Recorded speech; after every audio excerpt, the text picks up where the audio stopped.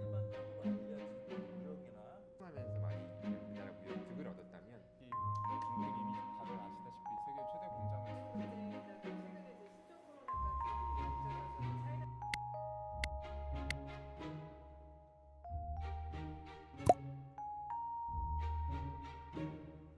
중국과의 관계는 아무래도 강화할 필요가 있다고 봅니다. 중국 내수 시장 진출 여부가 우리 경제의 중장기 성장을 결정지을 수 있는 매우 중요한 사항입니다. 근래 들어서 중국 정부가 미국의 압박과 자체 필요성에 의해서 시장 개방이 가속화되고 있어서 새로운 기회 요인이 될 것으로 보여집니다. 단순히 중국과 한국이 무역이나 직접 투자 이쪽에 국한돼 있지 않고 금융 전반적으로 이렇게 밀접한 상황이기 때문에 분리하기 어려운 그런 어떤 불가분의 관계에 있습니다.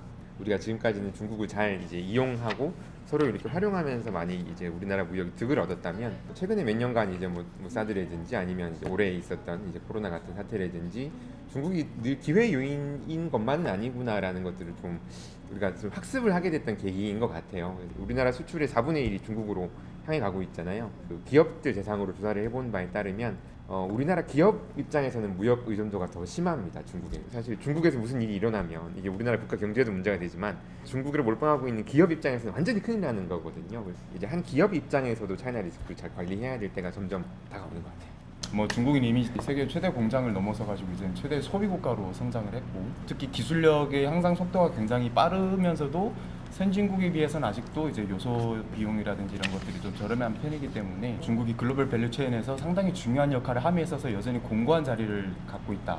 코로나 사태를 겪으면서 우리가 가장 우려했던 부분이 물류지 않습니까? 글로벌 밸류체인에서 물류가 작동이 안 되기 때문에 피가 안 흐르는 거랑 똑같거든요. 이게 장기화될 경우 글로벌 밸류체인에 엮여 있는 우리나라 같은 경우는 당연히 영향받을 수밖에 없는 그런 구조다. 이제 중국이라는 어떤 그 독특한 시장 경제를 가진 나라가 이제 세계 곳곳에서 벌이고 있는 어떤 통상 리스크에 있어서 우리가 중국과 가장 긴밀하게 우리 그 경제관계를 맺고 있는 우리가 자유롭지 않다는 점이 중국이 우리에게 던지고 있는 여러 가지 리스크 중에 가장 큰 것 중에 하나가 아닐까.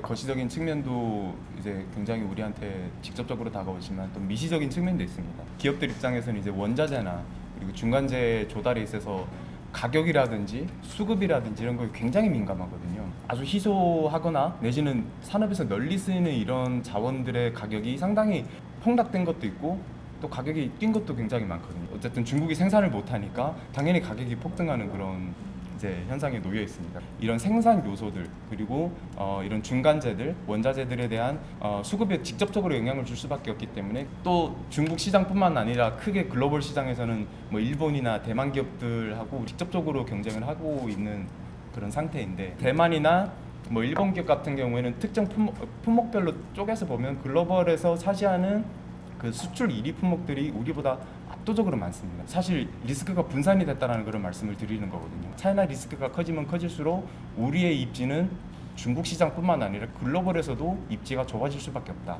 차이나 리스크를 좀 큰 틀에서 봤을 때 두 가지가 있는 것 같아요. 하나는 중국 경제 성장이 둔화되면서 그로 인한 우리나라의 공반 성장 둔화. 그다음 다른 측면에서는 이제 경쟁이 심하죠. 그래서 중국이 산업 고도화가 이루어지면서 자체 투자를 많이 해 나가면서 결과적으로 이게 소비 심리에 영향을 미치는 이런 다른 측면에서의 그 리스크가 있는데 제일 큰 거는 이제 경제 심리 냉각입니다. 글로벌 자동차 시장의 교란을 일으켰던 일본의 그 동일본 지진도 그랬고 그리고 전자산업에 충격을 줬던 뭐 태국의 대홍수 사건도 그랬고 뭐 이번 코로나 사태는 당연하고요. 이러한 글로벌 밸류체인에 있어서 우리가 다른 국가들하고 유기적으로 결합이 돼 있어서 서로의 이익을 취하는 그런 구조입니다만 다른 한편으로는 또 리스크가 우리한테 넘어오고 확산되고 하는 그런 구조에 처해 있거든요. 뭐 일단 한국 기업들 같은 경우는 어쩔 수 없이 이제 이런 리스크의 회복이 강한 그런 공급망을 구축을 해야 되겠고 충격을 받았을 때 탄력성을 좀 키워야 되겠다라는 그런 생각이 듭니다. 우리 자체 체력을 키우는 거죠. 그 진출 어떤 방식 또는 진출 분야에 대한 전환이 좀 필요한 것 같습니다. 중국 시장을 의도적으로 축소하려고 하기보다는 중국 경제 변화에 맞춰서 소비와 서비스 시장 쪽으로 좀 전환하고 이제 아시아 등 밸류체인 승계 국가로의 진출을 이제 확대해야 되는데 최근 들어서는 이마저도 또 베트남이나 이런 데도 또 진출 과대기가 나오고 있어요. 이미 중국에서 일어났던 일이 또 아시아 주가에서 또 발생할 수 있으니 좀 더 세분화된 어떤 전략이 좀 필요하다. 결국은 뭐 답은 시장 다변화인데 누구나 다 해야 된다는 걸 알고 있지만 사실 쉽지가 않은 측면이기도 한 것 같아요. 우리가 이제 신남방 정책, 신북방 정책이라고 해서 이제 소위 말하는 이제 아세안이라든지 인도라든지 진출도 적극적으로 하고 기회를 많이 노리고 이제 수출도 좀 그쪽으로 다변화해야 된다, 그런 목표들이 많이 나오고 있죠. 하지만 이제 문제는 물론 여러 가지 면에서 유망하고 진출 및 교역을 해야 되는 나라임은 분명하지만 그렇다고 그 나라들이 아무런 리스크가 없는 건 또 아니거든요. 개별 기업의 입장에서는 그런 유망한 국가들의 진출을 하는 거를 적극적으로 고려하는 거는 좋은데 약이 되는 여러 가지 리스크들을 정말 고민을 많이 하고 가야 되는 거거든요. 당연히 상호 보완적인 관계 유지가 당연히 가장 이상적이겠죠. 차별화된 경쟁력을 위한 선택과 집중이 필요하고 그 협력 범위를 그 제조업에서 서비스업과 금융 분야로 확대하면서 협력의 그 여지를 좀 키우는 게 좋고, 중국과 우리나라는 같은 것 같지만 또 다른 문화적인 특징이 있고 문화적, 정치적 특성들을 잘 활용해서 우리의 가치를 계속 살려나가는 게 그런 노력이 필요하지 않을까. 중국이 필요로 하는 나라가 돼야죠. 이제 중국이 지금 계속 이제 산업 고도화를 하면서 옛날에는 한국이나 일본으로부터 수입해서 쓰던 중간재들을 점점점 자급화할 거거든요. 그러면 우리는 살 길은 기술 개발밖에 없는 거죠. 계속 중국이 필요로 할 수밖에 없는 고급 중간재를 만들어내는, 소비재도 고급 소비재를 계속 만들어내서 중국이 필요로 할 수밖에 없는 존재가 되어가는 그 길밖에는 없을 거라고 생각이 듭니다. 중국과의 좀 실효성 있는 네트워크를 우리가 구축을 해야 된다.